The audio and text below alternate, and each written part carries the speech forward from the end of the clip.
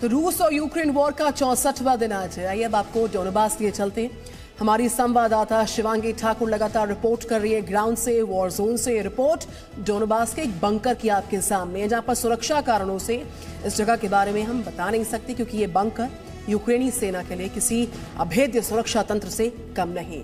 इन bunkers में यूक्रेनी सैनिक रहते हैं और लगातार रूस को करारा जवाब देते हैं। देखिए इस रिपोर्ट को।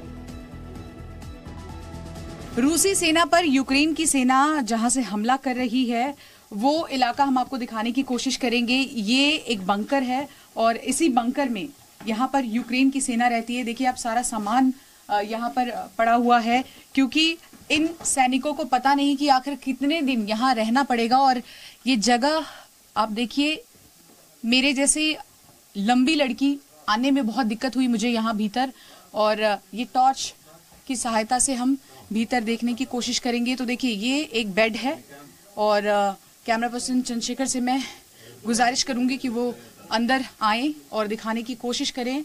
ये कुछ स्टॉक रखा हुआ है, खाने का स्टॉक है। अब देखिए कैसी ये जगह है, ये बंकर है एक गांव के बीचों बीच। यहाँ बेहद ठंड इस वक्त लग रही है, और ये कुछ जैम्स हैं। इसी के साथ साथ आप देखिए कि चॉकलेट सिरप यहाँ पर रखा हुआ है, जो कि इंस्टेंट फूड होता है और बहुत दिनों तक खराब नहीं होता, प्रिजर्व करके रखा जा सकता है। यहाँ नीचे आप देख सकते हैं कोल्ड ड्रिंक्स, और साथ ही जो सॉसेज हैं, जो ब्रेड और बटर के साथ खाया जाता है, तो ये खाकर यहाँ सैनिक रह रहे हैं।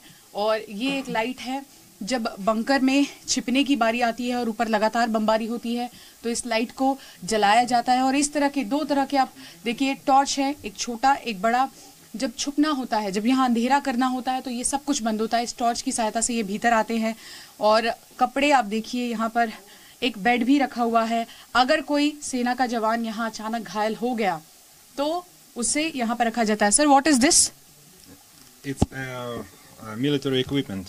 तो देखिए ये मिलिट्री इक्विपमेंट यहाँ पर रखा हुआ है। How many people can accommodate here eight one time? At one time, until 15 people. तो Yeah. ये कह रहे हैं कि 15 से 16 लोग इतनी सी जगह में यहाँ पर रह सकते हैं। ये बैठने के लिए एक बेंच बनाया गया है, ताकि जब बाहर आधे लोग लड़ाई कर रहे हों और बारी बारी से उनकी बारी आती है, आधे लोग यहाँ आराम करें, तो खाने के लिए, बैठने के लिए पूरा बंकर जो है वो बनाया गया है। अब तक हमने आपको जो आम लोग बंकरों में रह रहे थे वो बंकर दिखाए थे, लेकिन जी मीडिया पर आपको हम पहली बार दिखा रहे हैं कि यूक्रेन की सेना का बंकर कैसा है, और वो भी महज यहाँ से कुछ ही किलोमीटर की दूरी पर रूस की सेना और यूक्रेन की सेना लड़ रही है। और ग्राउंड जीरो से लगातार हम आपको तस्वीरें दिखा रहे हैं।